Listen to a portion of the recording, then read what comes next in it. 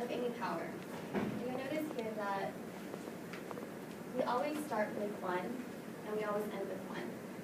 So this is a really easy technique to find powers for smaller numbers.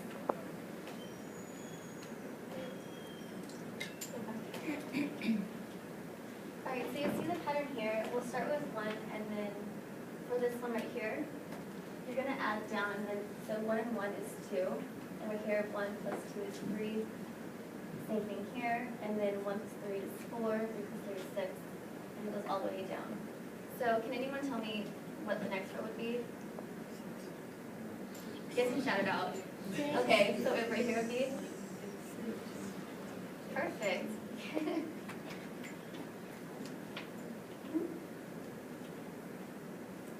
So a binomial is a polynomial with two terms such as x plus a.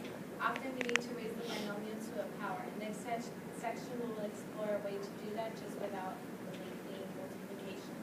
So the first example is going to be x plus a equals this. And as you can see here, the pattern. So you see x, and then x squared, x cubed, x squared, and x fifth. And then it goes down here diagonally, a squared, a to the third, a to the fourth. So you see the pattern here?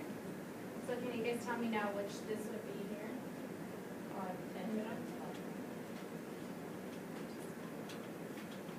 Sorry. You guys can see similarity between that and Pascal's triangle. Any questions here? So next we have the factorial notation. The factorial of a non-negative integer n, denoted by n, and to represent the factorial notation would be an exclamation mark. Is the product of all positive integers less than or equal to n? So basically, if we have, say, 5n, you multiply that all the way to, you multiply that with every number until you get to 0. But 0 factorial would always equal 1, and 1 factorial would always equal 1. Okay, so can anyone tell me what 7 factorial would equal? You guys want to take out your calculator? Yeah. So you would multiply, here you would multiply 7 times 6 times 5 times 4 all the way to 1.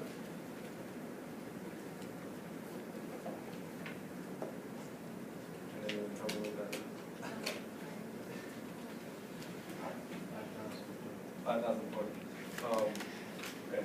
So a simpler way to do this on your calculator, you type in 7 first, and then you go to math on your calculator. So everybody take out your graphing calculators.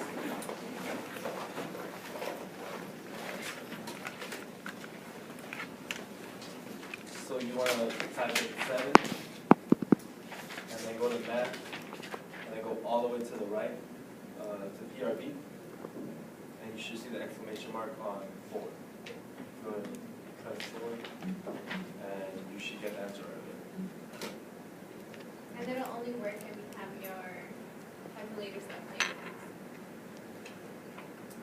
Do you guys see how that works? Oh, no. Yeah. Okay. Does everyone see how that works? Okay. So you guys want to try and solve 9 factorial minus 4 factorial divided by 4 factorial? Get an answer, just let each other out.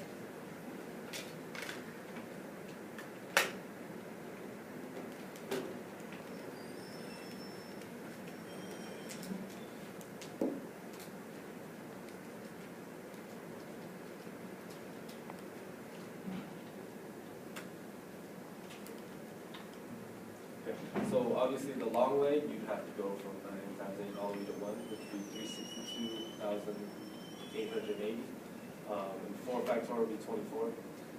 So you subtract the 2 and get 362,856 divided by 24, which would equal 15,800.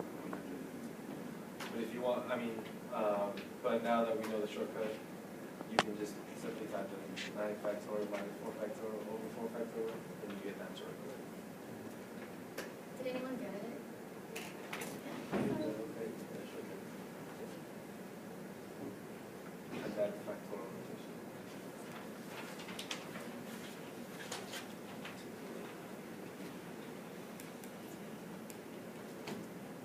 so for the combination notation, there are n things to choose from, and you are choosing r of them for various combinations. So same thing for the calculator here.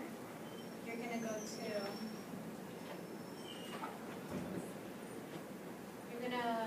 we're gonna find 10, so you can put in the calculator 10. You're gonna go to math and then ERB. Then you're gonna go down to number 3, where is the NCR. And then answer.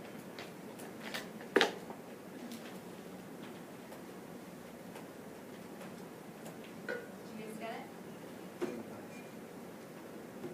What was it? Yes.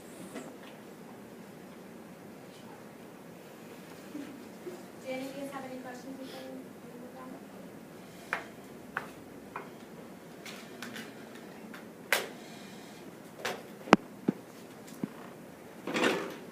Okay, we're good?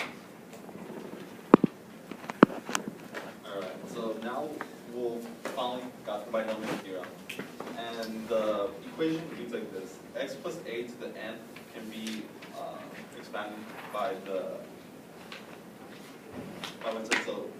this part in parentheses, the n is 0, that reads n choose 0, x to the nth term, plus n choose 1, ax, ax to the n minus 1 power, so on. And finally the last term is going to be n choose n, a to the x. So the x start out to the nth power and decrease by 1 in power each term. The a's start out to the 0 power and increase by 1 power each term. The binomial coefficients are found by computing the combination symbol. Also, the sum of powers of a and x is n. So for this example, we're going to try to find the fifth term of the polynomial x plus a to the 12th power. So when we start doing this, our n. So right now we're going to be using everything we've learned earlier on in the presentation. So for the first part, we choose our n variable is 12, because that's what we're looking. That's what our power is in our polynomial. And then our nth term is 1 less than the term number that we're looking for. So since we're trying to find the fifth term, our n is going to be 4. And then for our a and x, we use the definition or Pascal's triangle to figure out what those coefficients are going to be. Go ahead. Next one. So in the expansion of x plus a plus 12, using Pascal's triangle, we know that on the 12th row, eventually it's going to be 12, 66, 220, 495, which in that term is a to the 4th and x to the 8th. Just simply put, when you type in on your graphic calculator 12, choose 4, it will give you the number 495. And to find the a and the x term, we can use Pascal's triangle to figure out what those numbers are. So, and that's the fifth.